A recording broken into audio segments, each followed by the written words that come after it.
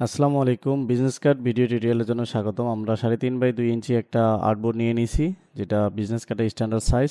তার সাথে আমরা 0.125 ব্লিড এরিয়া নিয়েছি। এখানে সাদাটা হচ্ছে স্ট্যান্ডার্ড সাইজ যেটা হলো 3.5/2, আর সাদা থেকে লালের অংশটা হচ্ছে ব্লিড এরিয়া। তো আমরা টেক্সটগুলো একটা নির্দিষ্ট সেফটি এরিয়ার মধ্যে রাখার জন্য প্রথমত আমরা 3.5/2 একটা শেপ নিয়ে নিচ্ছি। নিয়ে আমরা অবজেক্ট পাথ থেকে আমরা এটাকে সেফটি এরিয়াটা বের করে নিব। সেফটি এরিয়াটা বের করে নিব। নেওয়ার পরে সেফটি এরিয়া তাহলে 0.125 দিব, যেহেতু ভিতরের দিকে হবে তার মানে মাইনাস দিতে হবে এখানে। তার মানে আমাদের মেইন ডিজাইন থেকে আমরা একটু ভিতরের দিকে মার্জিন রাখলাম, যেখানে শুধু আমরা টেক্সটগুলো রাখতে পারবো। আর ডিজাইনগুলোর জন্য আমাদের ব্লিড এরিয়া পর্যন্ত আমাদের শেপটা রাখতে হবে। তাহলে আমরা ব্লেড এরিয়া পর্যন্ত শেপটা নিয়ে নিলাম এখানে ডিজাইন করার জন্য। আর সেফটি এরিয়া যে গাইডটা দেখতে পাচ্ছি, এখানে শুধু আমরা ইনফরমেশনগুলো রাখবো। আচ্ছা, ডিজাইন করার জন্য এখানে দুইটা কালার আমি নিয়ে নিচ্ছি। এই দুইটা কালারকে ব্যবহার করে মূলত ডিজাইনটা করা হবে। খুব সিম্পল একটা ডিজাইন করে দেখানো হচ্ছে। নতুনদের জন্য বেশি হেল্পফুল হবে যে আমরা কিভাবে একটা বিজনেস কার্ড ডিজাইন শুরু করতে পারি।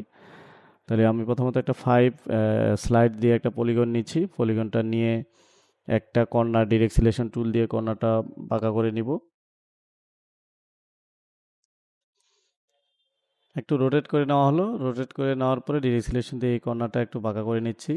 বাঁকা করে নিয়ে এটার পিছনে আরেকটা শেপ রাখতে যাচ্ছি শ্যাডো হিসেবে। তাহলে আমরা কন্ট্রোল-C কপি, কন্ট্রোল-F, মানে F দিলে ফ্রন্টে পেস্ট হয়, কন্ট্রোল-B দিলাম ব্যাকে পেস্ট হলো। আইড্রপার দিয়ে কালো কালারটা দিচ্ছি।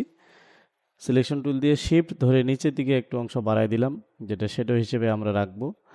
আর বাইরের অংশগুলো কেটে দেওয়ার জন্য শেপ বিল্ডার দিয়ে অল্টার ধরে বাইরের অংশগুলো কেটে দিচ্ছি। যারা এটা শেপ বিল্ডারে কাটাকাটি বুঝতে সমস্যা হবে, তারা আগের ভিডিও দুইটা দেখবেন, তাহলে বুঝতে সহজ হয়ে যাবে। তারপর আমরা এখানে এটা অ্যাডজাস্ট করে নিচ্ছি। এখন বিজনেস কার্ডের সাধারণত কী হয়, মানুষের পার্সোনাল ইনফরমেশন থাকে। অফিসিয়াল বিজনেস কার্ড হলে দেখা গেছে অফিসিয়াল ইনফরমেশনগুলো মূলত থাকে। তো আমরা এখানে একজন পার্সোনাল মানুষের ডেমো টেক্সট আমরা এখানে রাখতেছি, যেটা আমার আগে থেকে কপি করা আছে। এখানে একটা ডেমো একটা লোগো হিসেবে ব্যবহার করতেছি। হুজুবুজু নাম দিছি। আপনারা নামটা শুনে হাসবেন।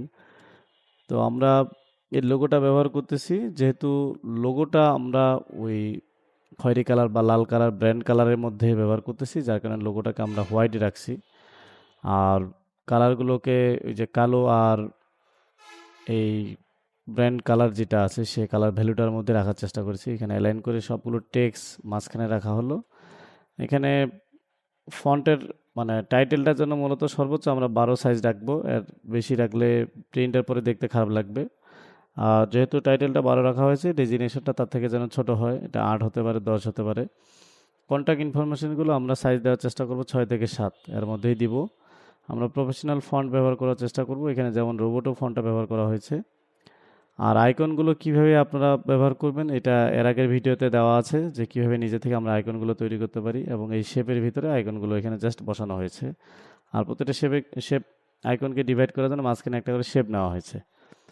তো এটা হলো এই সিম্পল একটা ডিজাইন। আমরা এটাকে সেভ ফর ওয়েবে সেভ করব, এক্সপোর্ট সেভ ফর ওয়েব, যেন এটা হাই রেজলিউশন সেভ হয়। এই জন্য আমরা সাইজটা সেভ করার সময় সাইজটা বাড়ায় নিচ্ছি, 2000 পিক্সেল করে নিচ্ছি উইডটা। তাহলে হাইটটা অটোমেটিক বেড়ে যাবে। এটা আমরা জেপিইজি হিসাবে ডেস্কটপে সেভ করতেছি। তারপরে ডিফল্টভাবে আরেকটা নতুন ওয়েব আর্টবোর্ড নিচ্ছি। নেওয়ার পরে এই জায়গাটায় আমরা ওই বিজনেস কার্ডটা অ্যাজ এ মকআপ হিসেবে, মানে প্রেজেন্টেশন হিসেবে আমরা রাখবো, যেটা আমরা জেপিইজি সেভ করেছি সেটা। তো আমরা ব্র্যান্ড কালারের সাথে মিল রাখার জন্য ব্যাকগ্রাউন্ড কালারটা বিজনেস কার্ডটা যে ডিজাইন দিয়ে করেছি সেই রকম ডিজাইনেই রাখলাম, মানে কালার রাখলাম। তারপরে বিজনেস কার্ডটা নিয়ে আসলাম। নিয়ে এসে এটা যেন মনে হয় ব্যাকগ্রাউন্ডটার উপরে আছে, এই জন্য আমরা এটাতে একটা শেডো দিব। শেডো দেওয়ার জন্য ইফেক্ট, স্টাইলাইজ, ড্রপ শেডো। প্রথমে দিব এখানে X offset 40 pixel, Y offset 40 pixel এবং ব্লার করে দিব 50 পিক্সেল। এই হলো মকআপ। এটা আপনি আবার সেভ করে, জেপিইজি সেভ করে আপনি মার্কেট বা ফেসবুকে হোক বা বিভিন্ন জায়গায় আপনি পোস্ট করতে পারেন। ধন্যবাদ সবাইকে। আশা করি ভিডিওটা আপনাদের কাজে আসবে।